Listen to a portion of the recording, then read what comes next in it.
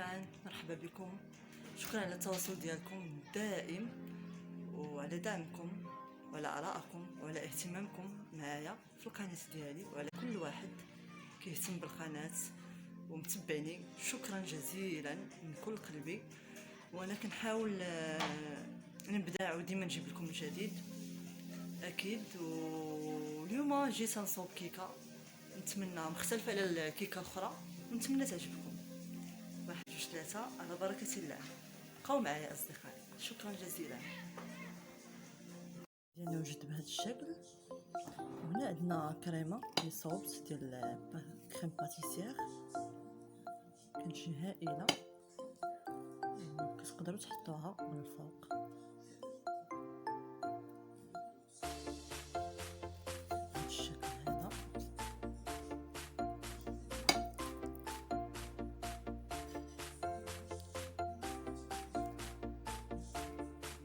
تجي رائعه.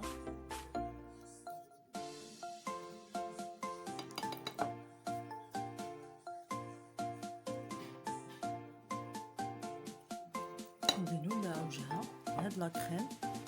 وريتكم الطريقه باش حضرت هاد لاكريم ودرتو معايا غير بالحليب ونسمتو بالقهوه والحليب بلا كريم باتيسير. كتضيفو سنيده بطبيعه الحال باش كتجي حلوه.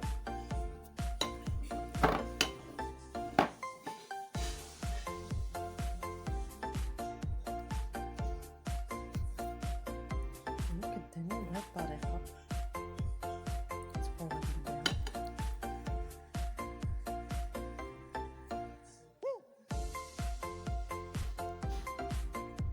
من بعد كناخدو اصدقائي هاد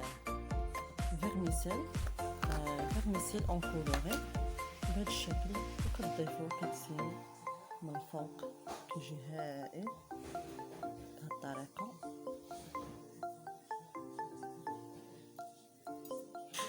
اصدقائي من بعد ما الكعك ديالنا هو واجد بالبنان وبنكهه الفواكه مع الياغورت اللي درنا، خديت لا كريم باتيسير وزدت عليه معلقه ديال القهوه كنسمو ومع كاس ديال الحليب. شوفوا نتوما المقدار اللي بغيتو.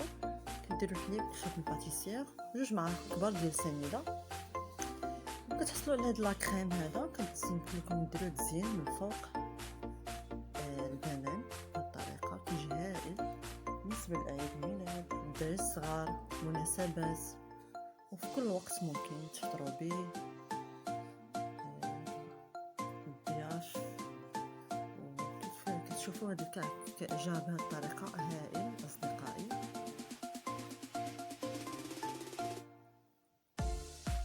نتمنى يكون عجبكم. شكرا اصدقائي، وما تبخلوش عليا بالاشتراك واللايك والتعليقات ديالكم زوينه. شكرا اصدقائي.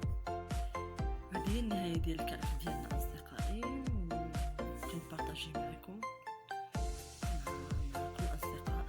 هذا الكعك حصلنا عليه بهذه الطريقه ومع التزيين ديال الفرميسيل. نتمنى يعجبكم اصدقائي. شكرا لكم. كيف كتشوفوا اصدقائي هو الكعك ديالنا هو واجد. كنقلبوه بهذه الطريقه، كتخشوا غير كيغدون او موس اللي كتشوفوها ناشفه بحال هكا. الكعك ديالنا يكون جاهز والحمد لله. تقنا الموقف، تحمرات لي هاد الجهه معليش، لكن الكيكه راه جات غزاله طيبه شهوه منها. ودابا غادي نقلبوها وغادي نضيفوها هنا في هاد الصحن، وغادي تشوفوا معايا الطريقه ان شاء الله. هو الكعك ديالنا وجد بهذا الشكل هذا، جا رائع. اصدقائي جميعا، كيف كتشوفوا هادو هما المقادير ديال الكيكه، انا وجدتهم. دابا غادي نصوبو ندهنو المول ديالنا شويه ديال الزيت.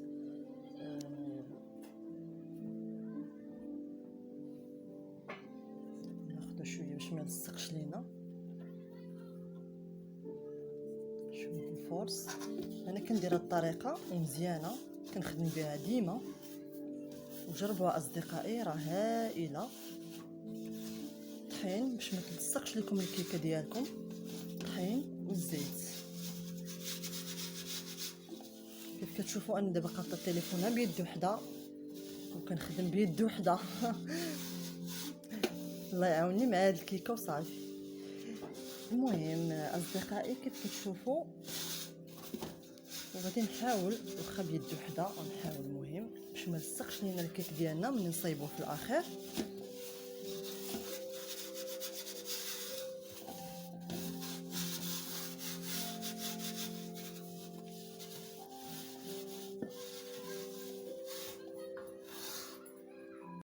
كيف كتشوفوا اصدقائي غناخذ هذا الباسين هنايا فين نصوب. هنا غناخذ البيض، ندير 3 بيضات فقط.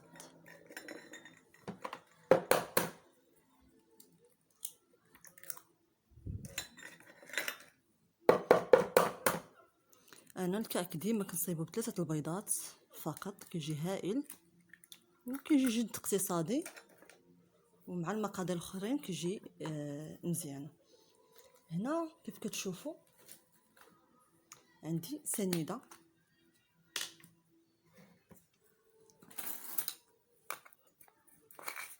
غناخد جهد كاس يعني معلقه كبيره، 4 هي 2 معلقات، 2 اخرين هي 3، غادي نكمل 4، درت 6 صغيورين هي 4 ونصف، كتعطيني مقدار ديال كاس كبير. بهذه الطريقه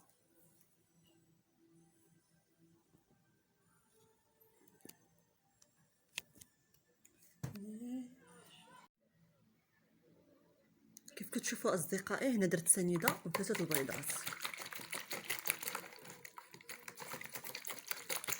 نضربوا هذا الشيء هكا مزيان باش نبانز مع بعضياتهم.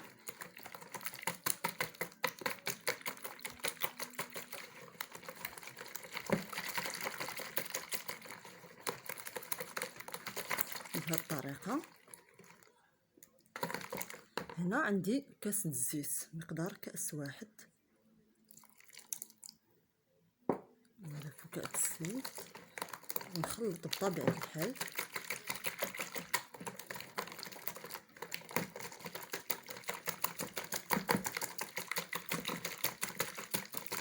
نضربو مزيان هذا الشيء. هنا كيف كتشوفوا عندي دانون ديال لي فخوي بهذا الشكل. غناخذ هذا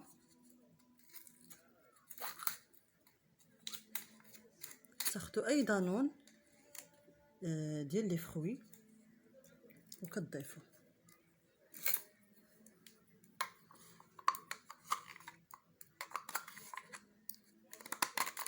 يعني غتجينا هاد الكيكه بنكهه لي فخوي وتعطينا مذاق رائع.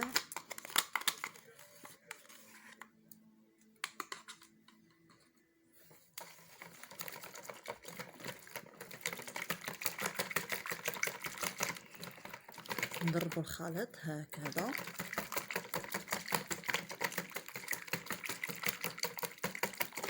ندمجو مع بعضياتهم. كيف كتشوفوا هنا عندي الطحين، نضيف الطحين بهذا الشكل، نخلط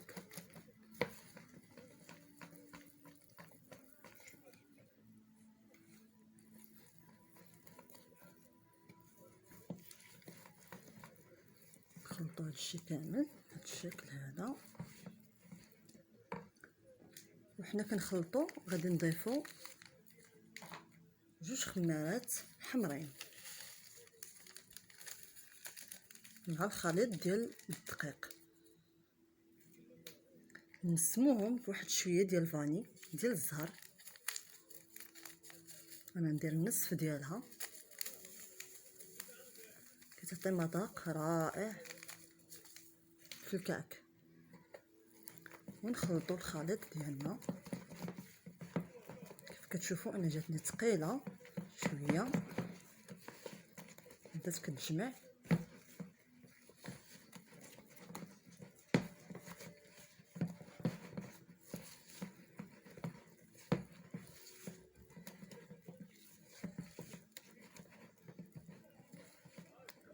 انا درت ياغورت واحد في الاول وهذا واحد اخر تا هو ديال لي فخوي، غادي نزيدو واحد اخر. درت الاول ديال الفريز وهذا ديال المونغ، نتوما على حسب الذوق ديالكم. يعني كيف قلت لكم هذا الكعك هذا يجيب نكهه ديال لي فخوي وكيعطي مذاق رائع في الكعك.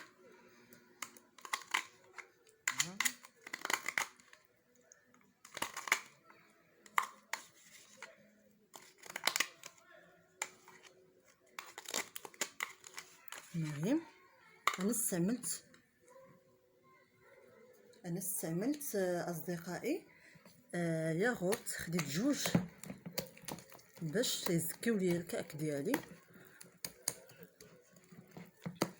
درت جوج في عوض كاس الحليب ضفتو انايا، وهكذا كيتم الخليط ديال الكعك بهذه الطريقه. وانتم على حسب اختيار ديالكم وعلى حسب الذوق ديالكم ديروا ياغوت واحد او جوج، يعني راه كافي باش تحضروا الكعك على حسب الذوق والاختيار اصدقائي. المهم هاد الكيك ديالنا وجد بهذا الشكل هذا كيف كتشوفوا الخليط.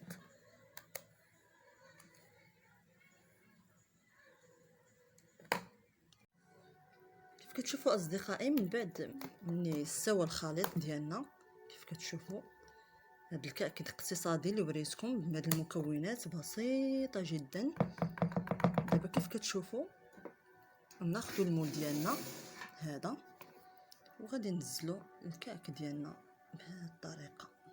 كيف كتشوفوا انا عندي البنان الموز، كيف قلت لكم هذا الكعك درتو بنكهه الفواكه، كيمتاز بالفواكه يعني باش يعطينا مذاق رائع. من بعد نشد داك الموز وغادي نزوق به من الفوق كيف كتشوفوا.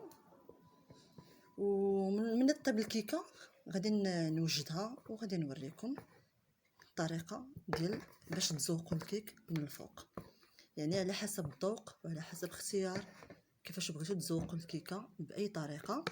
يعني هنا فحال دابا انا عندي كريم باتيسير يمشي مع الكعك، وعندي هنايا فيرميسيل هذا كولوري حتى هو نقدر نزوق به. هذا من بعد من طيب الكيكه. وكيف كتشوفوا اصدقائي هادشي من بعد تزيين حتى طيب الكيكه ديالنا، وكيبقى على حسب الذوق وعلى حسب اختيار كيفاش بغيتو تزوقوا الكعك ديالكم.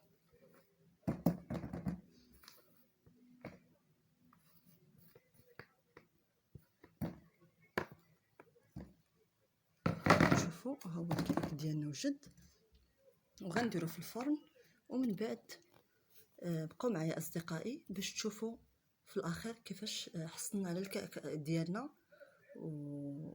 وبقاو معايا اصدقائي. شكرا. كيف كتشوفوا اصدقائي من بعد هو الكيك نزلناه هنايا.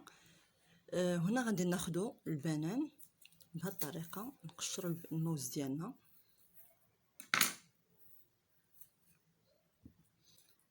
انا كيعجبني الكعك بالبنان بمذاق البنان كيجي هائل. نتوما على حسب الذوق والاختيار، بغيتو ديروا التفاح كيمشي معاها، بوم كيمشي معاها على حسب. كيف كتشوفوا هنايا نشد الموز ديالي وغادي نقطعو بهذه الطريقه بشكل دائري.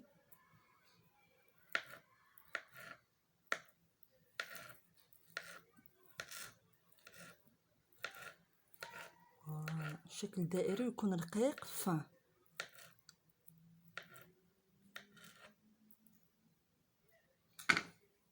كيف كتشوفوا وكتبداو تحطوا بهذه الطريقه في الكعك ديالنا اللي حطينا.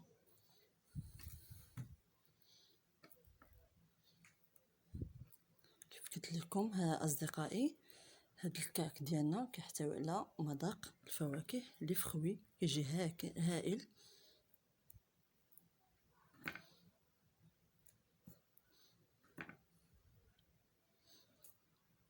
يعني كيف كتشوفوا ان موزه وحده بنانه وحده كافيه للتزيين الكعك ديالنا.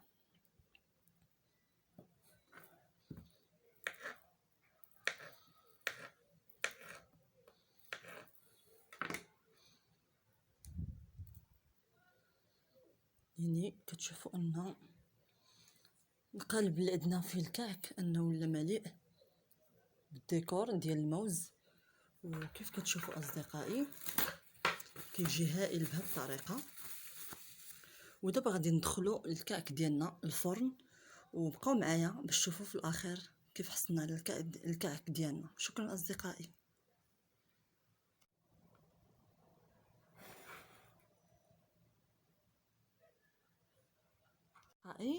هنا انا فكرت من يطيب الكعك ديالنا.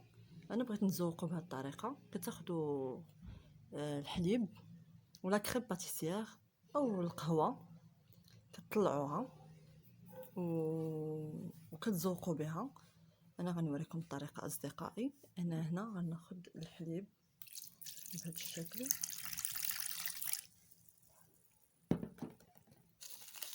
نسمو فقط بنسكافيه.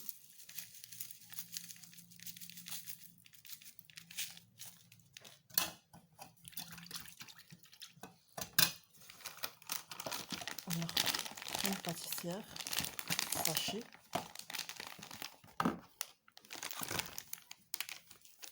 ناخذ جهد معلقه.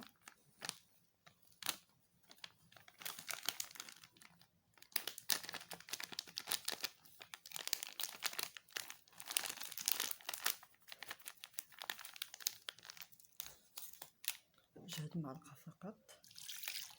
نزيدو الحليب ديالنا وغادي نخلطو هاد الشيء في النار تكون مهيله. من بعد نوريكم اصدقائي.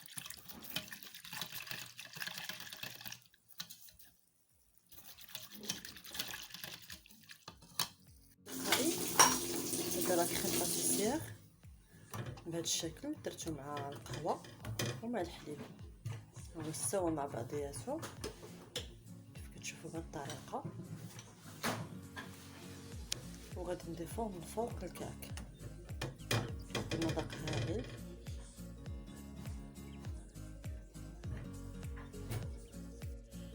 هذه هي النهايه ديال الكعك ديالنا اصدقائي، وكنت بارطاجيه معكم مع كل الاصدقاء.